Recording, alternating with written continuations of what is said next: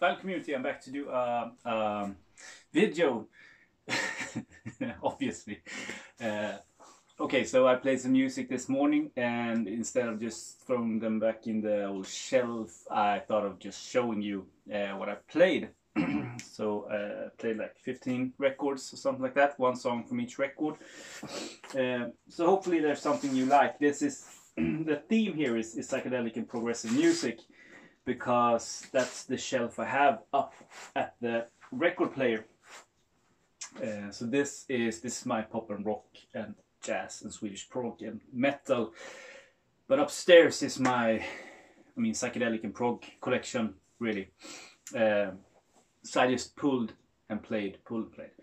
I want to start off with saying that if someone needs these or one of these or want to trade, please let me know. This is Tranquility Bay by Atlantic Ocean, a pretty rare Swedish record that I just think is, it's good, but for the price it goes for, someone that really needs it deserves to have it in their collection. And the same goes with this. This is Shaggy Lessons for Beginners, also a very rare Swedish heavy rock record, progressive rock record.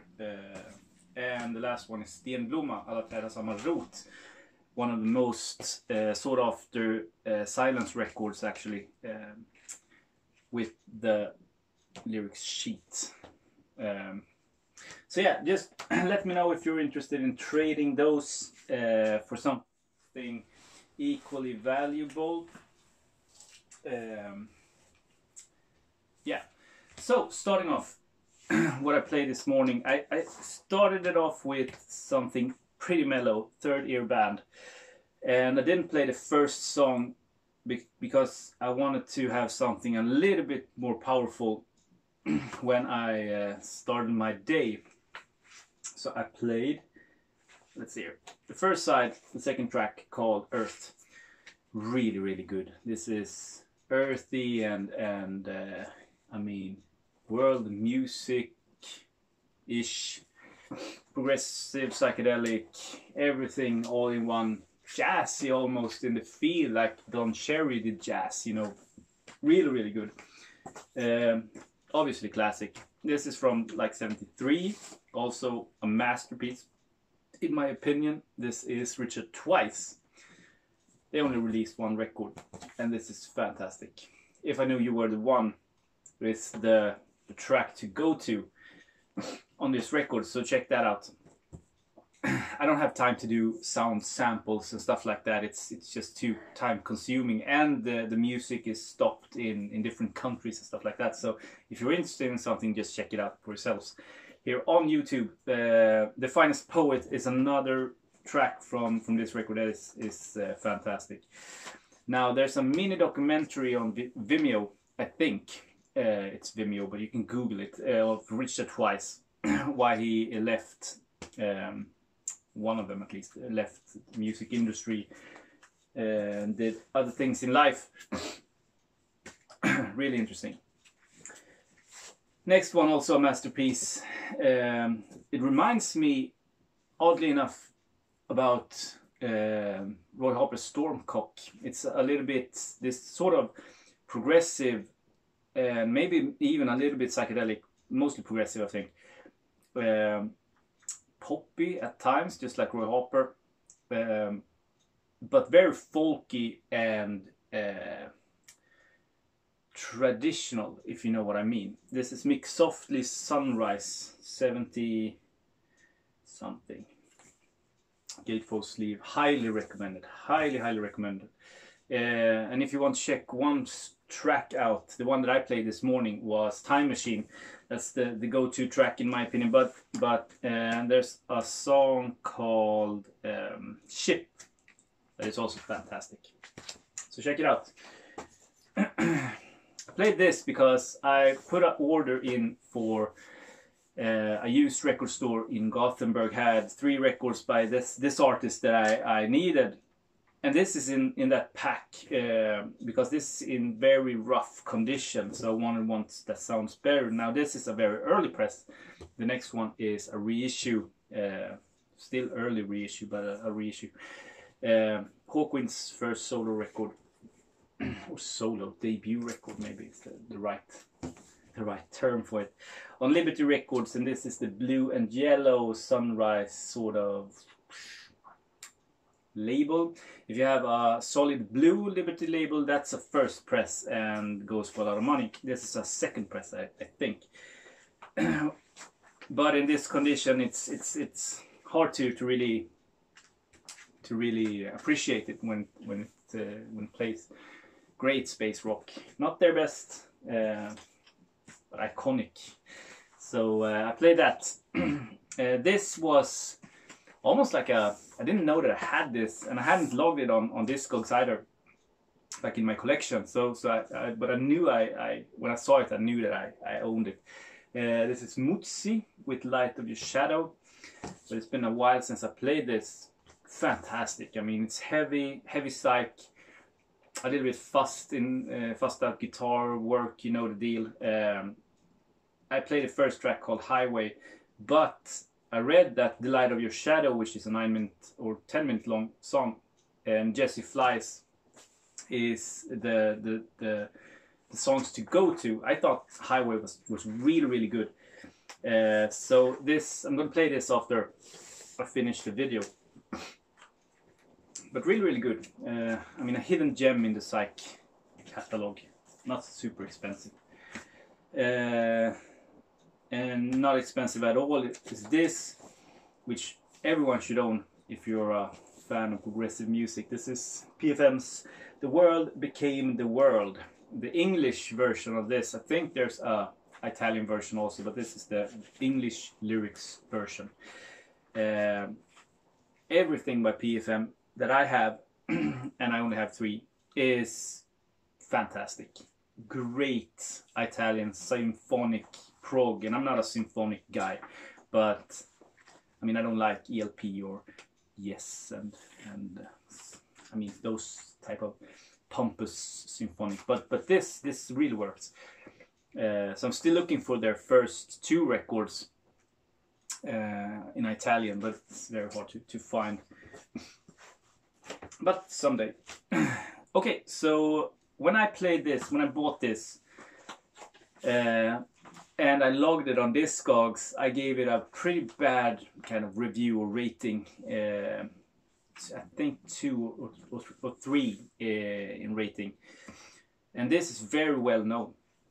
It's a Finnish heavy rock record called Harvest Time by Elon Korju.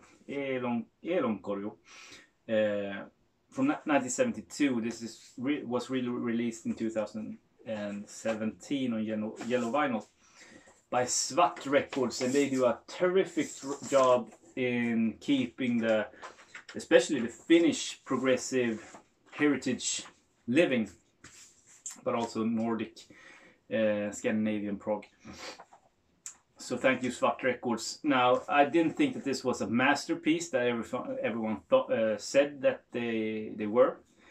But when I gave it another listen today, I understood what it all was about. Now, I don't think that this is a masterpiece, but it's definitely not a 3. It's a strong 4. Very good playing. It's rough, it's dirty, but it's at the same time it's very well made and well played. So check it out. I played the first song called Unfeeling. They sing in English, so all you guys will understand, not only Miko. Next one. This is a 10. In my book, this is a 10. Spirit, 12 Dreams of Dr. Sardonicus. From 68, maybe. Earlier than I think.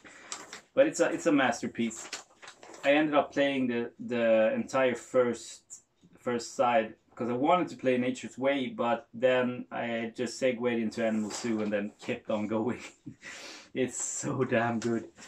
And this is by a guy who doesn't like Spirit. I mean, I have more Spirit records, and I've actually had more Spirit records and sold them because I don't think they are really that good. But this is a masterpiece.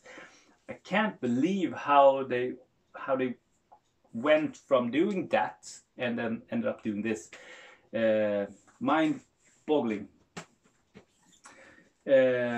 Museo Rosenbach with Zarathustra. I think that is how you pronounce it. This is original Italian first press in mint condition.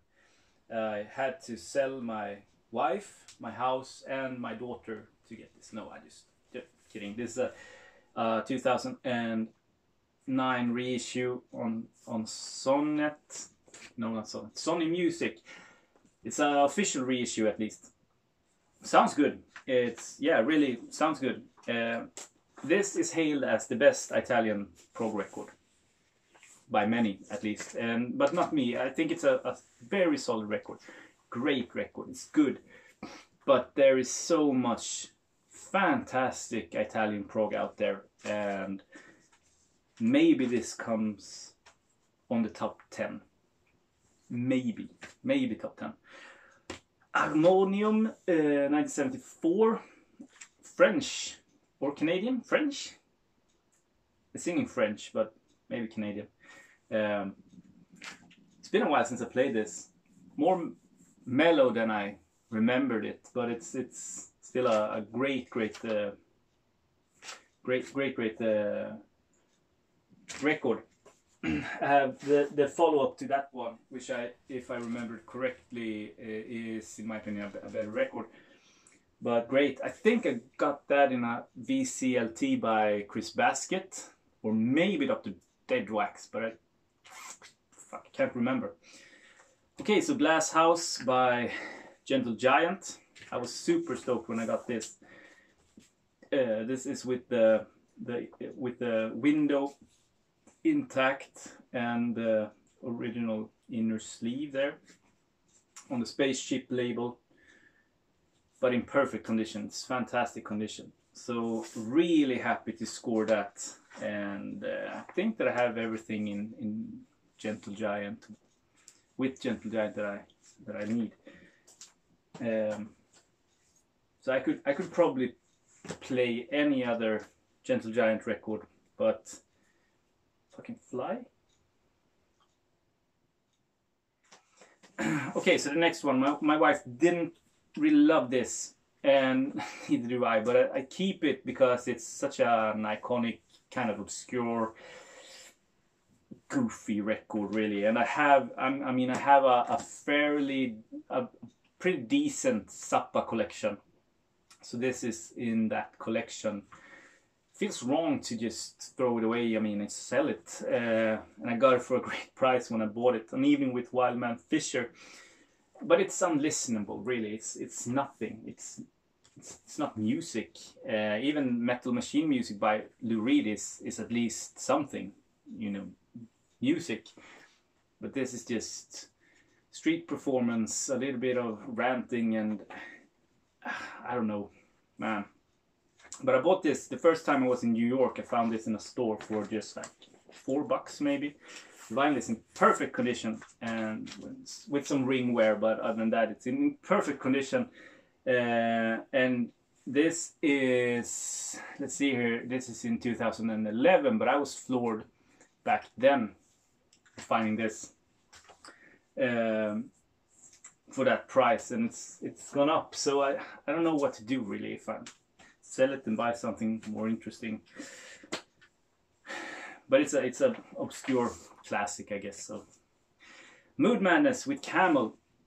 It's been a while since I played this. I played Mirage and I played The Snow Goose. I played not too long ago by Camel. Enjoy the hell out of Camel's music. It's great. Also pretty symphonic, but in my opinion tolerable.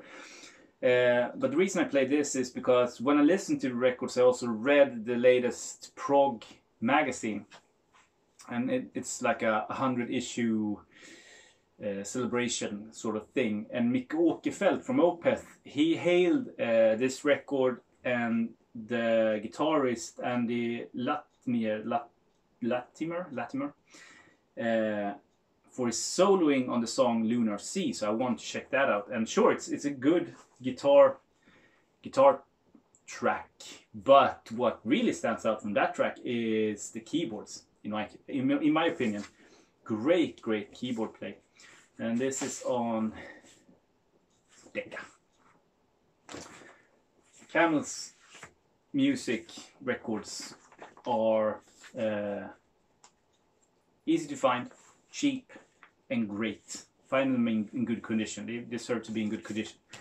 I don't like this first one. I've just sold the first Camel record. Actually, had a reissue of that. But the other ones, 5 first records maybe, are fantastic. 2 more to go. It's been a while since I played this, and I knew how this sounded. But I love it. It's fantastic. This is Babe Ruth's first bass, and I played the song King Kong, the Zappa cover from this one. Love that record sleeve. Fantastic. Babe Ruth on Harvest. Was nice.